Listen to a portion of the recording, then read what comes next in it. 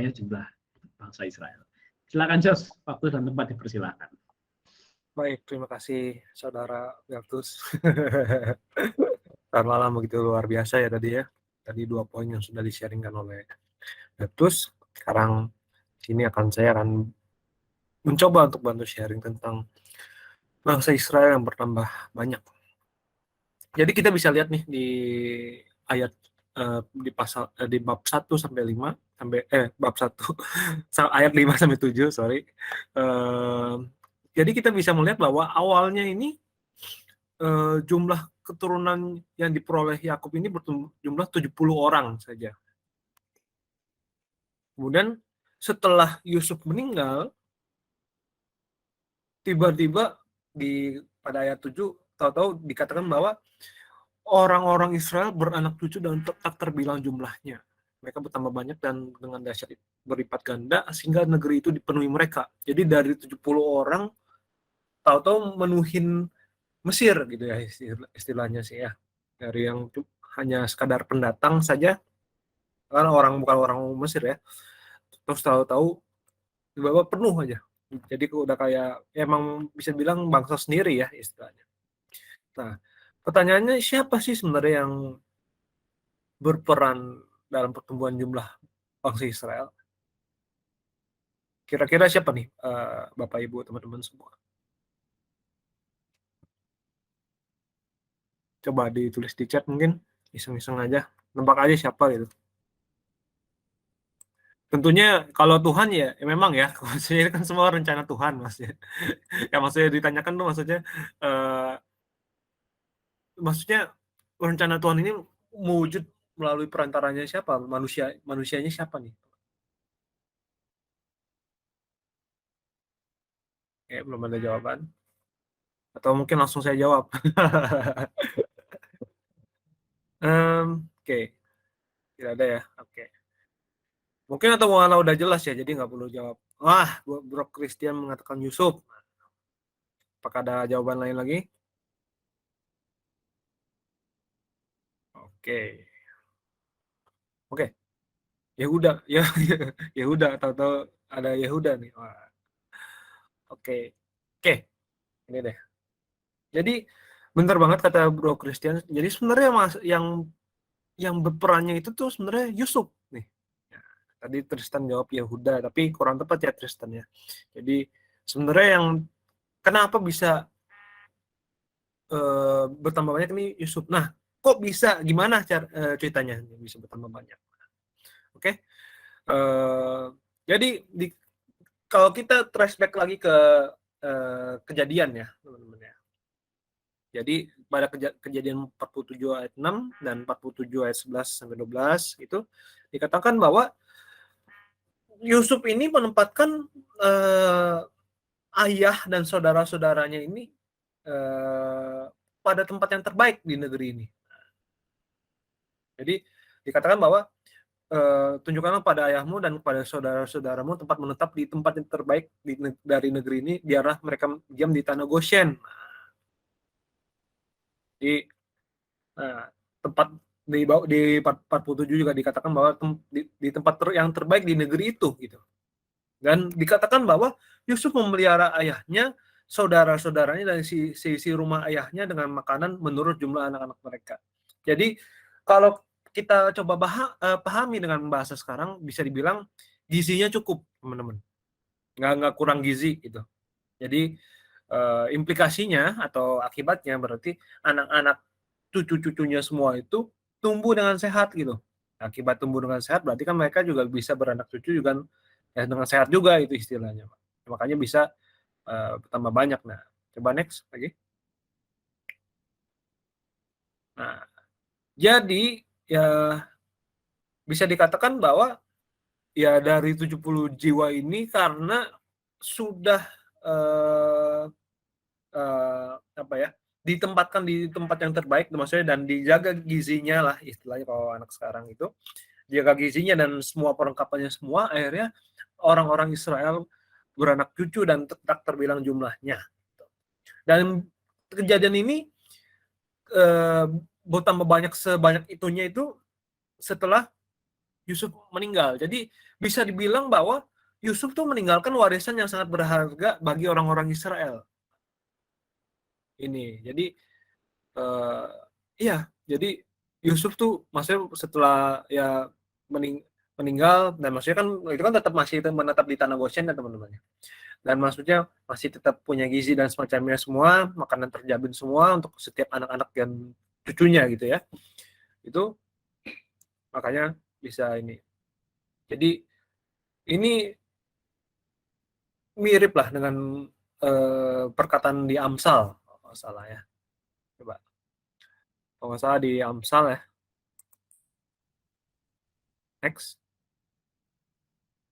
Di Amsal 13 ayat 22, orang baik meninggalkan warisan bagi anak cucunya, tetapi kekayaan orang berdosa disimpan bagi orang benar. Jadi Yusuf nih sebagai orang yang baik dan orang yang berkenan ya di mata Tuhan gitu ya.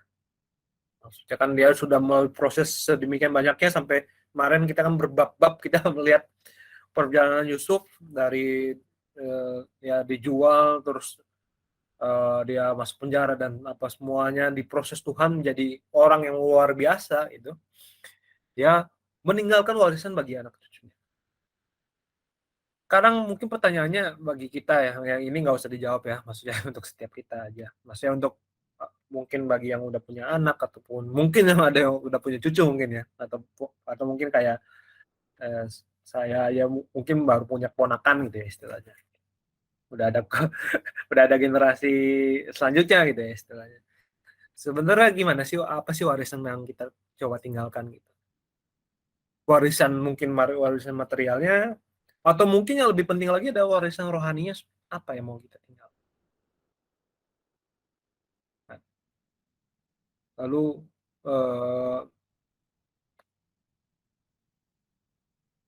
mau kayak gimana sih? Apakah kita mau meninggalkan warisan yang buruk atau mau meninggalkan warisan yang baik? Itu aja yang kita coba renungkan. Oke, next. Oke. Kalau menurut Servan ya benar ya, Servan Cassiodorus Senator. Oh ya, kalau Servan ini dia berarti ada di tahapan apa ya, menjadi orang kudus nih teman-teman. Jadi kalau orang kudus di Katolik ya, itu tuh dia tidak langsung jadi santo santa nih teman-teman. Sebenarnya ada prosesnya, kalau nggak salah ada 4 atau 5 tahap gitu ya. Nah ini nih servan atau hamba Allah ini dia tahap sebelum beatifikasi, sebelum dia jadi beato atau beata. Jadi masih di, apa ya, diperiksa sana sini lah maksudnya. Dan memang itu soal jujur aja soal santo santa itu tuh sangat ketat ya teman-teman. Ini intermezzo sedikit ya. Nah, jadi kata Cassiodorus Senator itu Yusuf itu sendiri sebenarnya artinya bertambah. Nah, jadi interpretasi nama ini adalah bukti kepada orang-orang Ibrani yang keluar dari tanah Mesir dalam jumlah yang bertambah. Nah, kan kelihatan nih dari ayat yang ke-7 ya teman-teman. Oke. Nah, ini next. Jadi yang menarik adalah Yusuf menggenapi rencana Tuhan ini bukan hanya saat dia masih hidup, tapi bahkan saat dia sudah meninggal. Ini bisa kita analogikan atau sama aja seperti Yesus juga nih, Bapak Ibu teman-teman. Jadi kan maksudnya Yusuf berkarya gitu ya. Maksudnya juga dia apa yang menyelamatkan keluarganya dan juga orang-orang lainnya juga gitu dalam kelaparan juga. Bahkan setelah meninggal pun dia apa ya, memberikan warisan gitu, dalam hal ini warisan material ya maksudnya. Warisan material kepada bangsa, pada keluarganya sehingga jadi tumbuh jadi bangsa yang sangat besar. Sama aja dengan Yesus. Yesus juga berkarya mengajar kita, mengajar murid-murid pada waktu itu, lalu kemudian wafat disalib gitu kan. Tapi Yesus apa ya, benar-benar karena wafatnya dan setelah dia wafatnya itu karyanya itu bukannya meredup tapi makin ngegas itu istilah. Makin kenceng aja Yesus. Jadi ini bisa dibilang analoginya dengan perjanjian lama nih, Yesus dan dengan Yusuf. Sama nih. Bisa dibilang in a sense sama. Nah, lalu next.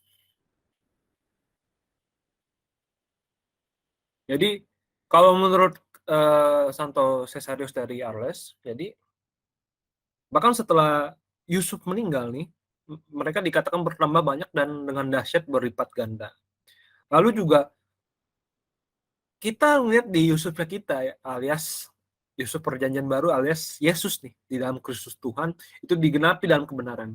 Tapi setelah dia wafat dan bangkit kembali di seluruh dunia orang Israel yaitu orang-orang Kristen bertambah dan berlipat ganda.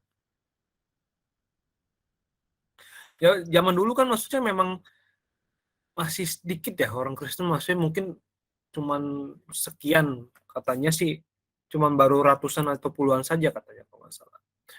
Tapi tahu-tahu kan sekarang penganut agama terbesar aja kita nggak ngeliat denominasinya ya. Itu tuh setahu saya itu Kristianitas ya, Kristen gitu. Jadi memang semakin lama makin bertambah banyak gitu. Nah, oke. Nah, kita lihat nih apa nih yang muncul ketika bangsa Israel ini bertambah banyak ya. Next. Nah, jadi tadi kan kita juga udah lihat juga ya, makin tindas ternyata makin bertambah banyak gitu. Jadi sampai orang Mesirnya aja takut gitu. Jadi bisa kita katakan bahwa pihak lain yang jadi faktor perkembangan jumlah bangsa Israel selain Yusuf ini adalah penindasan. Coba next ini. Jadi pada waktu itu kan bisa dibilang, oh ini kan yang apa ya, yang sebelah kanan itu yang Mesir, Israel, dan yang kirinya itu yang orang-orang Kristen awal, gereja purba ya. Jadi orang-orang pada waktu itu disiksa oleh dan dibunuh oleh orang-orang Romawi gitu. Jadi emang dari awal kekristenan sendiri pun kekristenan selalu mengalami aniaya gitu dari semua pihak.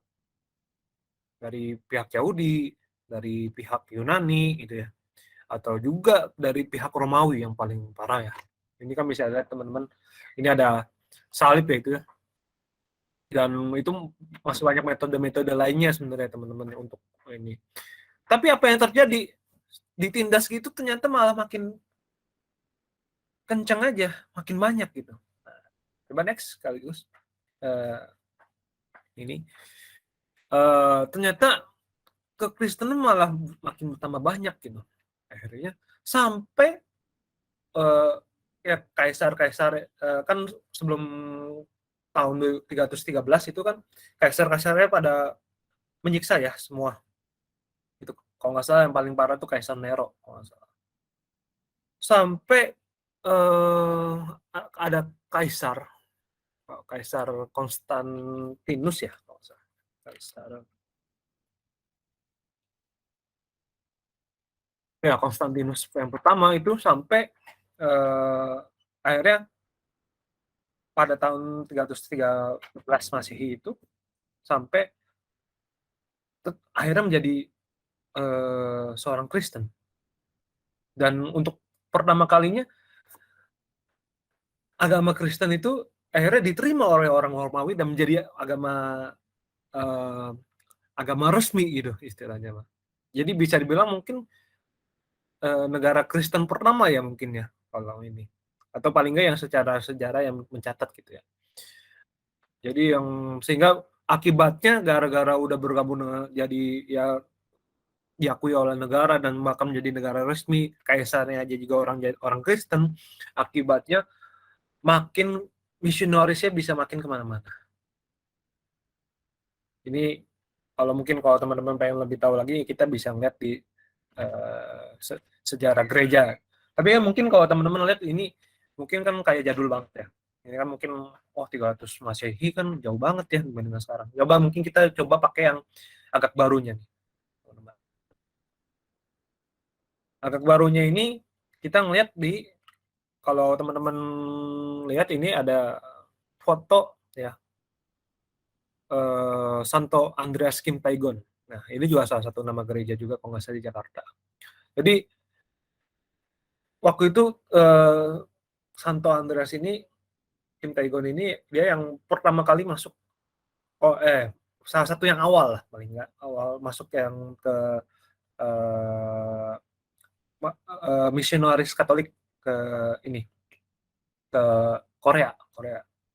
Nah, dan ini pun sebenarnya misionaris gereja Katoliknya pun dari China ini. Dari China-nya udah lumayan parah kalau nggak salah. Masuk lagi ke Korea yang mungkin daerah-daerah baru. Nah, oh ya, gereja Kim Tae-gon Kelapa Gading. Nah, ada ya. Makasih infonya Kak Yelin.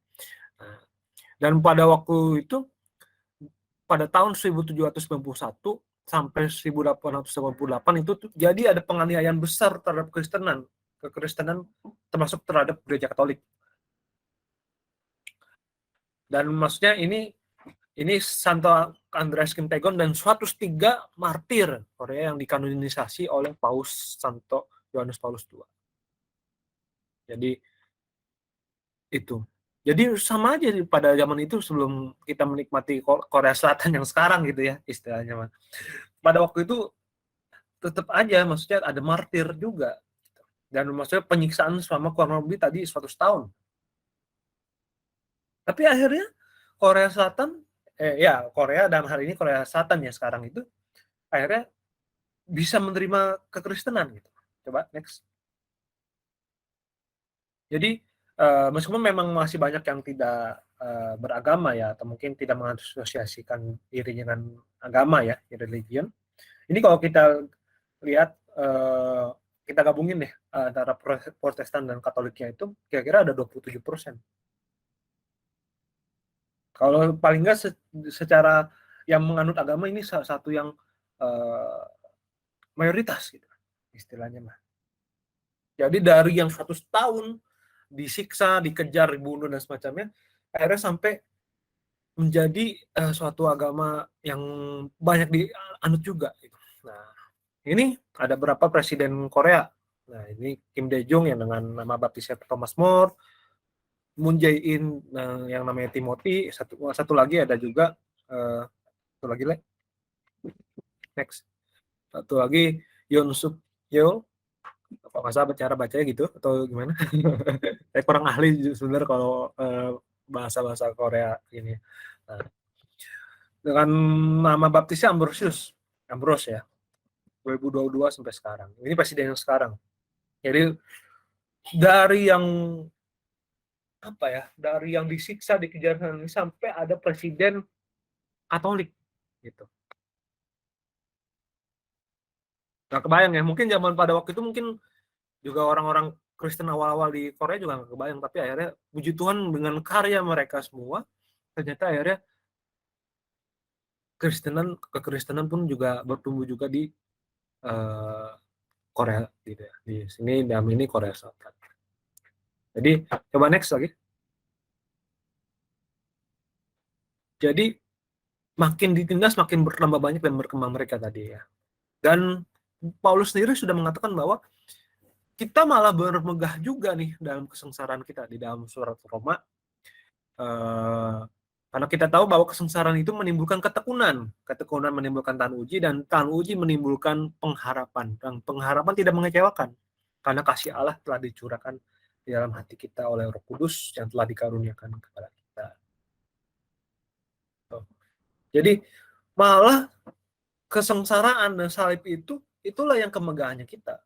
Kita nggak bermegah punya gedung gereja yang wah banget atau mungkin persembahan yang gimana banget, tapi yang kemegahan utama dari setiap orang Kristen adalah salibnya kita, kesengsaraannya kita.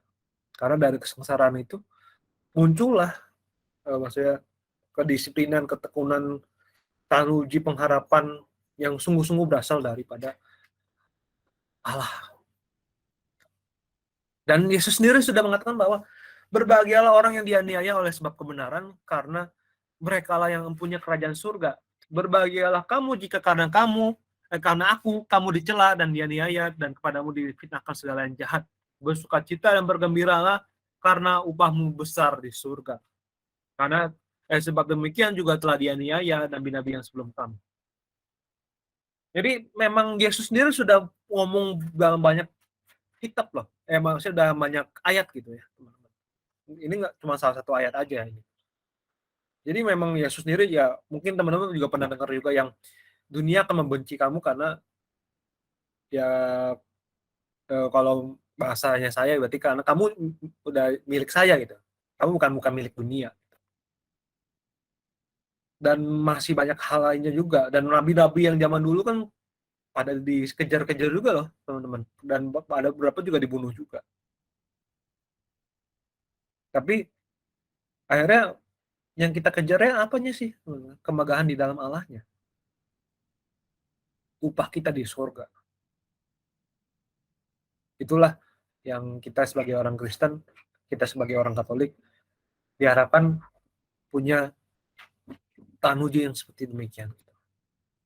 Meskipun memang mungkin juga di tempat kita bekerja ataupun belajar ataupun sekolah itu mungkin juga nggak ngomong mudah.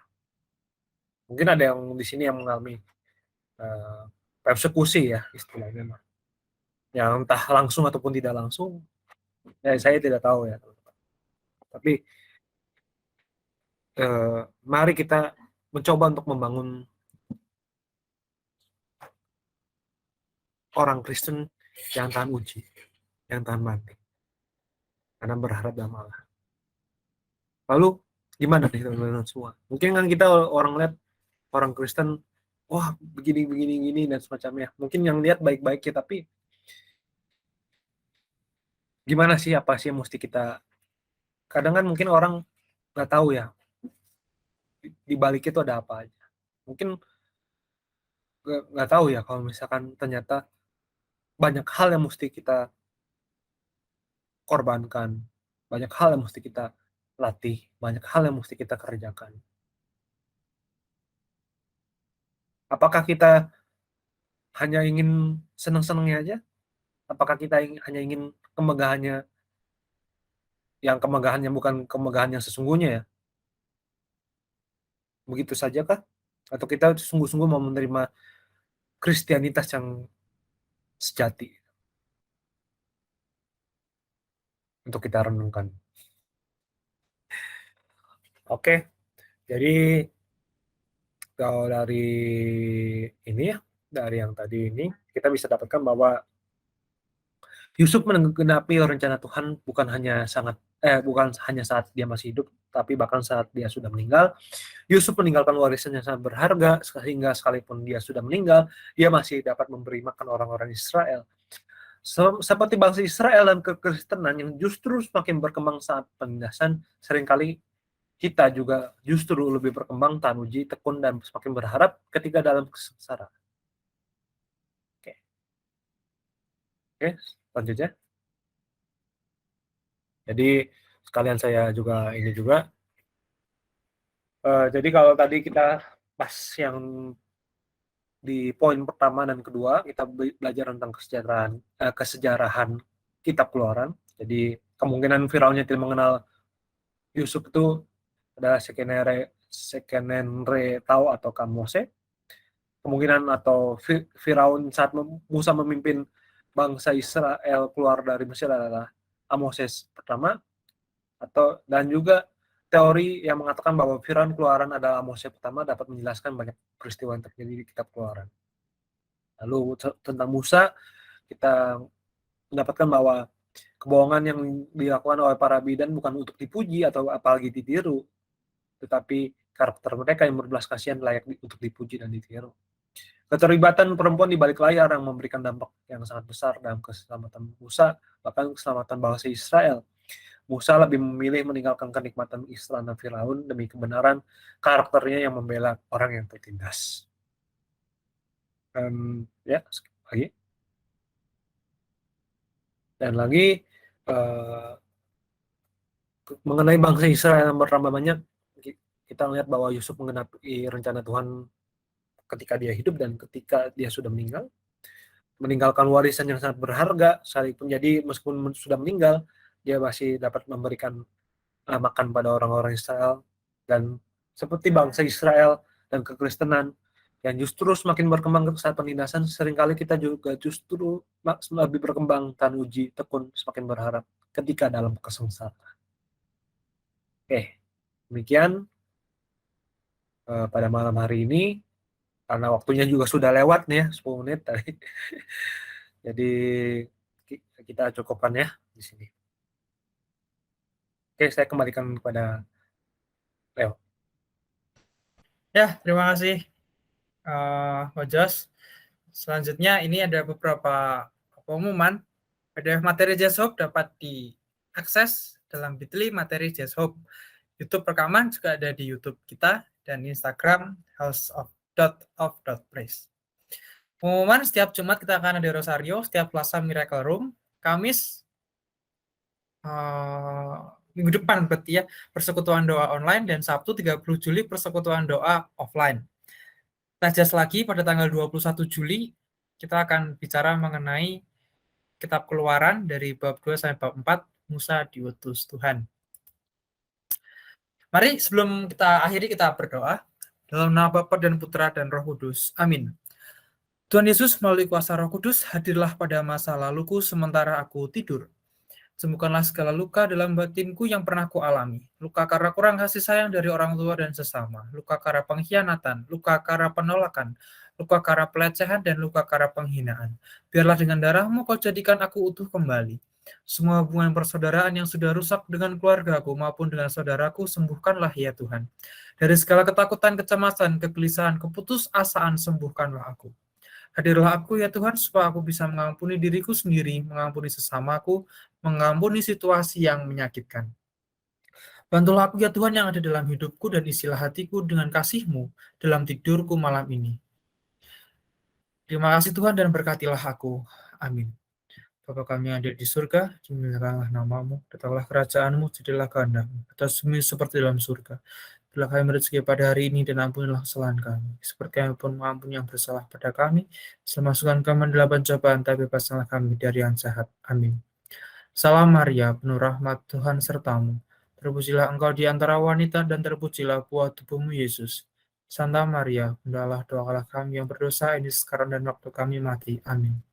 Salam Maria, penuh rahmat, Tuhan sertamu. Terpujilah engkau di antara wanita, dan terpujilah buah tubuhmu Yesus. Santa Maria, Bunda Allah, doakanlah kami yang berdosa ini sekarang dan waktu kami mati. Amin. Salam Maria, penuh rahmat, Tuhan sertamu. Terpujilah engkau di antara wanita, dan terpujilah buah tubuhmu Yesus. Santa Maria, Bunda Allah, doakanlah kami yang berdosa ini sekarang dan waktu kami mati. Amin. Kemuliaan kepada Bapa dan Putra dan Roh Kudus, seperti pada permulaan, sekarang, selalu, dan sepanjang segala abad. Amin. Santo Gabriel, doakanlah kami. Santo Mikael, lindungilah kami. Santo Rafael, tolonglah kami. Amin. Dalam nama Bapa dan Putra dan Roh Kudus. Amin.